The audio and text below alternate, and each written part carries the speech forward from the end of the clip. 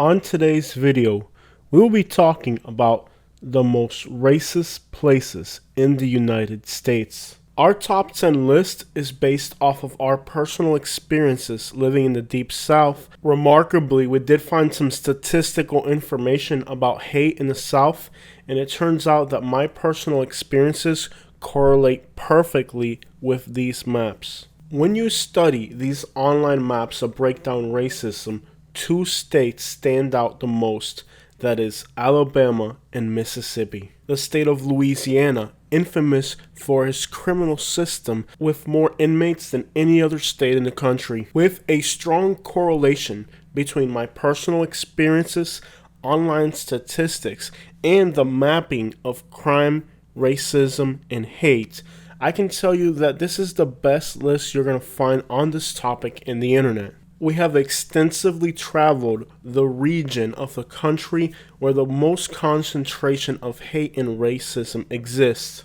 The purpose of this video is to help people who are moving to avoid putting their families in an environment they do not want to be in. This video is for educational and entertainment purposes. Any comment that is disrespectful will not be allowed in the comment section. We invite educated dialogue, but if you're not professional and your goal is to offend other people, we will not tolerate you on this channel. YouTube already has a built-in filter that does not allow these type of comments anyways. So what is racism? In the context that we're using it in this video, it is a malintentioned prejudice towards other people. In the southern region of the United States, this has been perfected over the centuries. When I moved to Alabama, I thought that I knew everything there was to know about racism. However, Alabama was like a school of racism that I went through. Something you'll never be able to forget. And this is why I encourage people to not take these options for their families as destinations to move to. Because once your family is exposed to this mentality, you'll never be able to get rid of those traits. So racism, in the context that it's happening in the United States right now, in these places in the Deep South, works like this. It turns the victims into perpetrators. Racism has been perfected, and those who are initially the victims of racism will soon become the perpetrators of racism themselves. Unknowingly, your auto defense to racism is to react in a racist way yourself. And this isn't something that you do on purpose.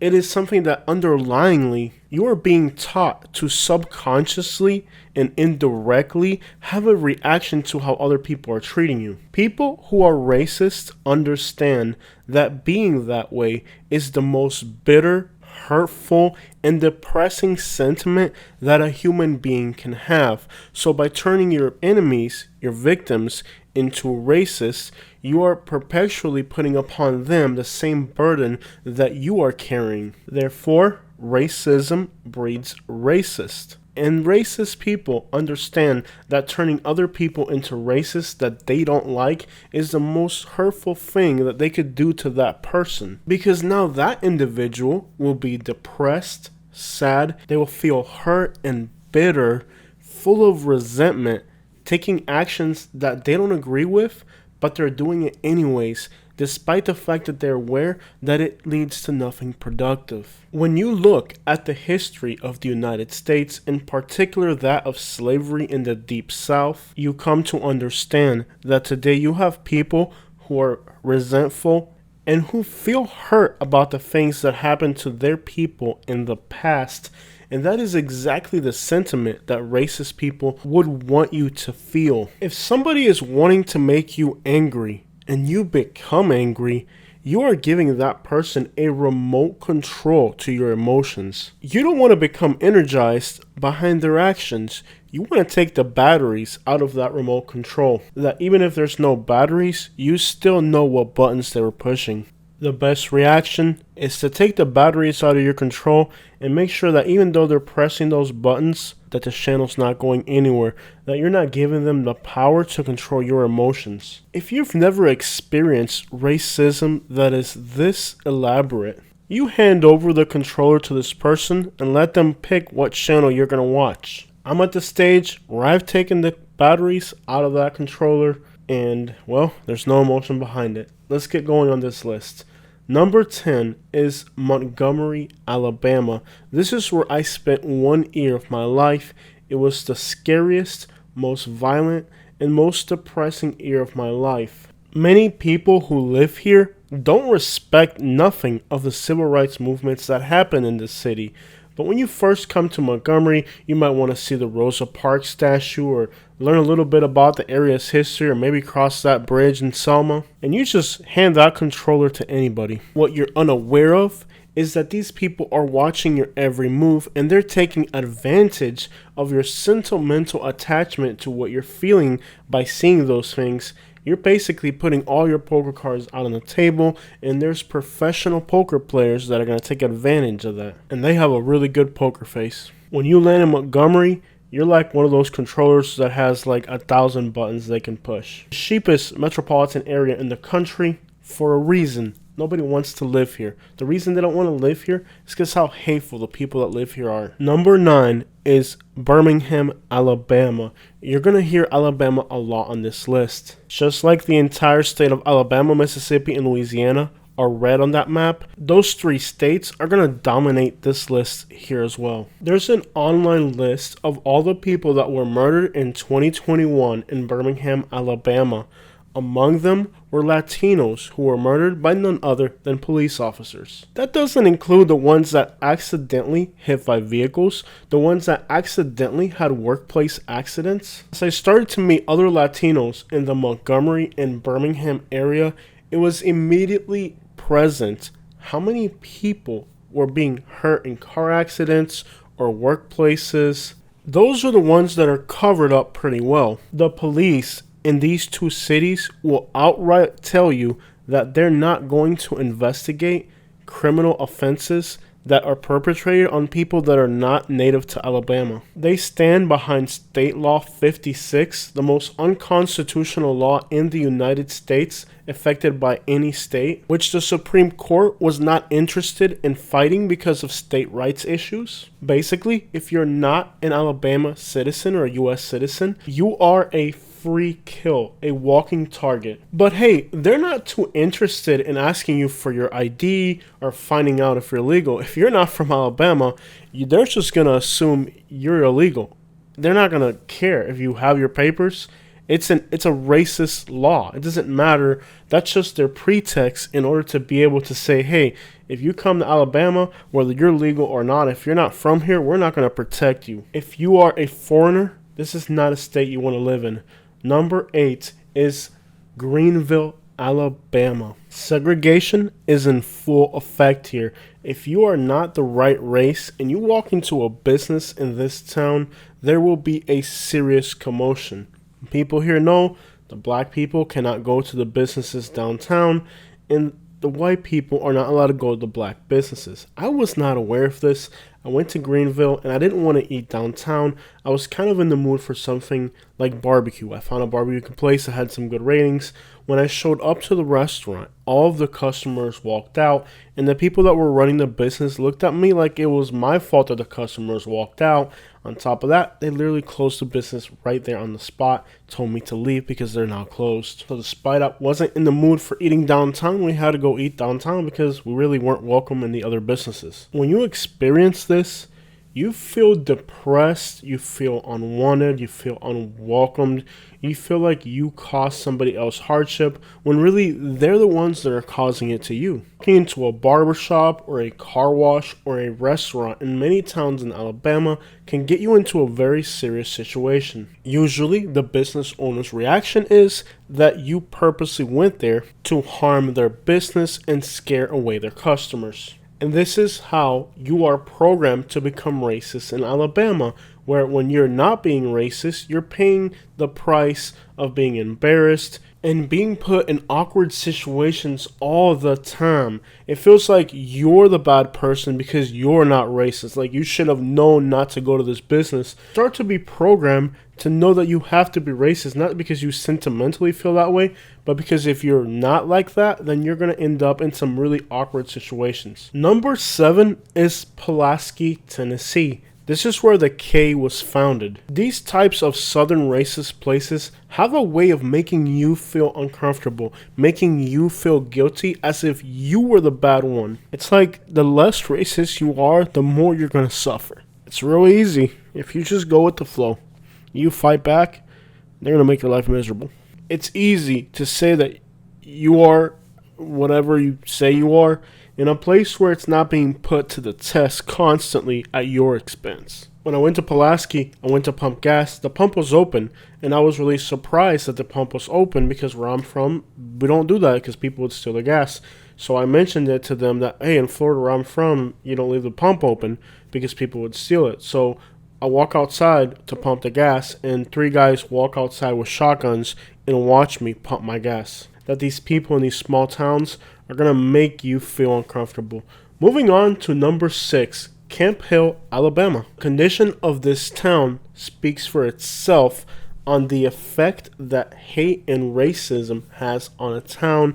There's a massive correlation between extreme poverty, high crime, and racism. They all go hand in hand. This was one of the first towns that I went to in Alabama when I was up there, and I had no idea the reaction that I was going to get from the people of this town. Everything in the comments was threats, hate, people saying horrible things. I did this video like I would have done any video in Florida, but in my naive mindset, I didn't understand the political, racist context that these people were looking at it from. On top of that, segregation. I shouldn't have even been in that town to begin with. I was literally walking into the lion's den and had no idea where I was. It's to the point where everything's a threat, every outsider's evil. There's not a lot you can do as an outsider to change their mind. Just not go there and stay out.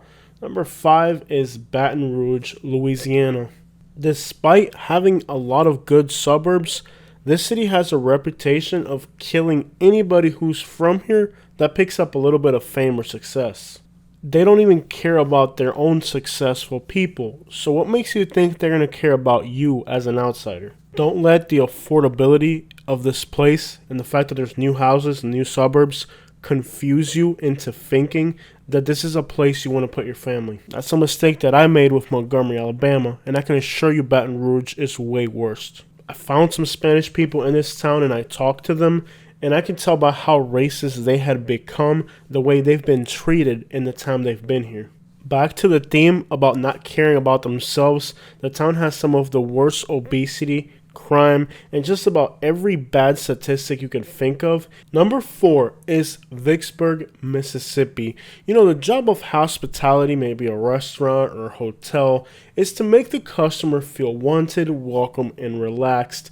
The people in the South have a way of making sure the complete opposite happens, and it's a horrible place to start or invest in a business knowing that your employees are not going to treat the customer like a star that needs to be cared for, but as a hindrance. Their own presence is an annoyance to them. And to the untrained eye, you might just think you're getting bad customer service, but after living in Alabama for a year, I understand what's really happening.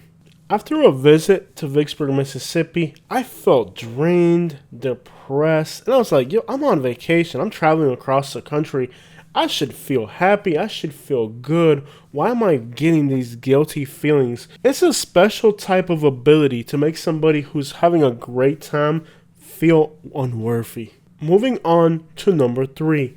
Jackson, Mississippi is one of the most messed up places you could put your family, and while there are nice suburbs, when you see the statistics on demographics for the nice suburbs and for the city, you'll start to see some things that don't even look right to someone who at the time was living in Alabama. Whether you're eating at a restaurant or staying at a hotel, you're going to feel like it's a competition to see how bad you can be treated. But you know what? Not everybody that lives in these places is like that. And every once in a while you meet somebody whose smiles is genuine. And if it wasn't for those people, I don't understand how it could be bearable to live in these types of places. Because there are people out there, even though everything around them is gloomy and sad and depressing, they have a smile, and their smile becomes your smile. Moving on to number 2, Coleman, Alabama. This one's a little controversial. Before I went here, I had heard from people that were from here and other people that this was the most racist place in Alabama. So I went there and I was treated nicely by everybody and I had a really pleasant experience. While the rest of the towns on this list made me feel very uncomfortable, Coleman didn't make me feel uncomfortable.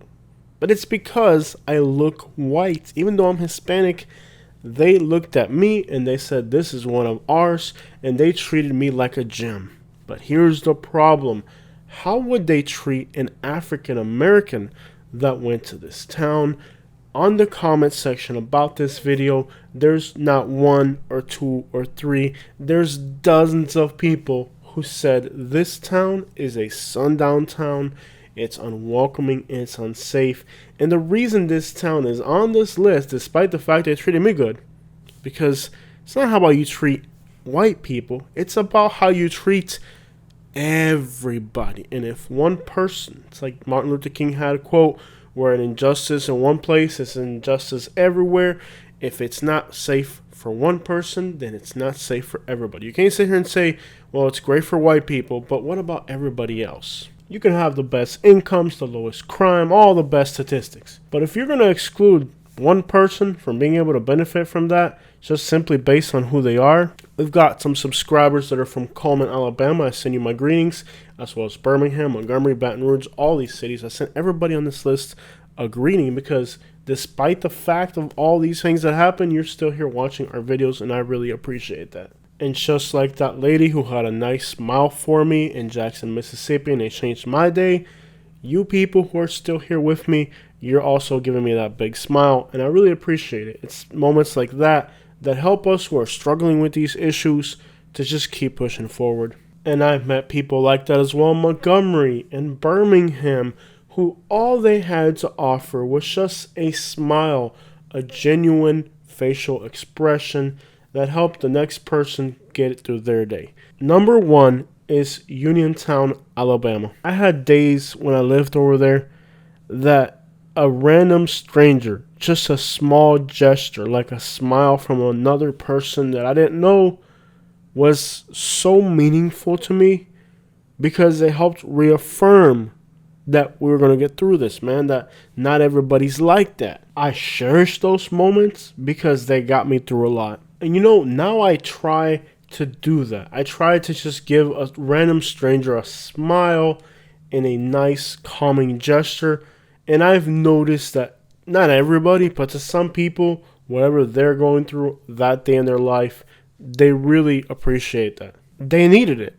And I learned that not in the comfortable life that I was living in Florida, but the experiences that I lived in Alabama taught me the importance of something as simple as a smile. As you can see here in this video, the roads in Uniontown are in really bad shape. We're no longer looking at footage from Uniontown. This is what a normal town would look like. But Uniontown, the roads are unpaved, the buildings are falling apart. And I made those comments during the video, but they didn't take it as recognizing that their town was in that bad of a condition, that they don't have nice restaurants, they don't have nice anything. They just noticed that who it was coming from. That's all they saw. The people in the comment section on this video, which was one of the most powerful videos we ever did in Alabama as far as viewership, they couldn't see beyond the fact that the person delivering this message, what race they were. That's all they could see. And for that reason, to me, this will always be the most racist town possible. And I ended up having to go on a talk show called The Black Belt. And I had to explain on that talk show that I'm not like that. And in fact, a lot of people there are more mature, and they came to the same conclusion that I didn't really say anything of that nature. I mean, to be labeled that way in Montgomery, Alabama, that's like 67% black, as a minority really wasn't going to go well for me. That was pretty much like cancel culture coming after me. But the people that were there to kind of determine if that was the case did not side with the people that were saying that. They actually said that I made some valid points, and some people came on the talk show and said, hey, he's right. Look at these roads. I mean, in front of a school, potholes. But the people here have gone through so much that their reaction is just to assume that everybody's that way, to assume that any small thing is an attack, because that's what they're used to. That's what they've been put through all these years. So I don't blame them for being that way. I just wish they were still holding on to that little bit of hope. And looking back on it now, instead of being mad at them for what they tried to do to me, I just feel sad to understand what they've been through. It's like if you grab a dog and it's been abused its whole life, it might just bite a stranger that had no bad intention for it. But if that's all it's been treated like, then how do you expect the animal to react like? And humans are the same way. And there it is. There's that map again. If you want to slow it down, maybe pause it and look at that map. That's more of an analytical thing, but it correlates very well with everything we've gone through. Alabama with its history, Mississippi and Louisiana, these places, unfortunately, based on what they've been through, they've almost been trained to react in a certain way. All we can do is be that person who smiles and who does a kind gesture to the next person to help alleviate the pain that all of us are going through. You know, this isn't a video that I wanted to make. I feel like a song from Hank Williams where he said that the songs that you guys want me to sing are all the sad, depressing stuff, and that's not really what I'm into. And this video, I literally stared at the screen for like 3 hours before I actually sat in front of the mic and decided to do it. It's not a topic I want to touch. It's just something that bothers me, that's difficult to talk about, brings back emotions of anger, embarrassment, shame, disgust, guilt. Brings back so many bad feelings to keep touching this subject.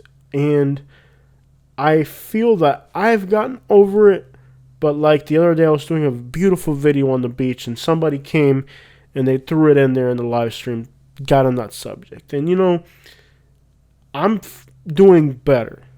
I'm feeling like that Hank Williams song. I'm feeling better now that I'm back on the road. I feel better now I'm back on the road. I'm getting my life together. You know what I mean? I'm good. I'm feeling better. And I'm sure that you, the viewer who lives in a normal place that hasn't experienced these things, will never be able to relate or understand what the crap I'm talking about. But I realize that the goal of racism isn't to hurt you physically the way I appreciate it in Alabama, but to hurt your soul. And I have come to the conclusion that my controller has no batteries in it, and you can press those buttons all you want and it ain't gonna go nowhere, because I have detached myself emotionally to react to somebody trying to push those buttons. And that took a lot of time, and it took maybe more than it should have. But we're all different. We're all a complex emotional being.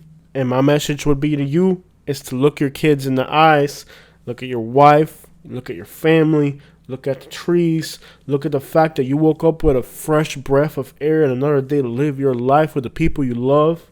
Because that's really your essence. That's who you really are as a person. It ain't the house. It ain't who's got a bigger salary, who's got a newer truck. None of those things matter. What matters is your internal happiness. Are you happy and satisfied with who you are as a person? Have you done the right thing today to everybody around you? My message to the people that live in these places is to get your family the crap up out of there and take them somewhere else. But it's going to be a whole lot harder. I've mentioned this on my channel before. I got to work so much harder here where I live now than I ever did in Alabama, because this is a demanding place. But it's better to put yourself in a demanding place where you have to give more of yourself, but instead of taking more for yourself, you're better off in a place where you have to give more of yourself. Alright, there it is. Those are the top 10 most racist places you could possibly go to. Have you ever been to a place that's like this? Make sure you leave it in the comment section. And make sure you join our channel. What's beautiful about our channel is that we have African American, Hispanic, Asian. We got white. We got like everybody here, from homeless people to like real estate investors. Like, there's just a mix of people on our channel. And as long as you're trying to be the best person possible, you're welcome to join us.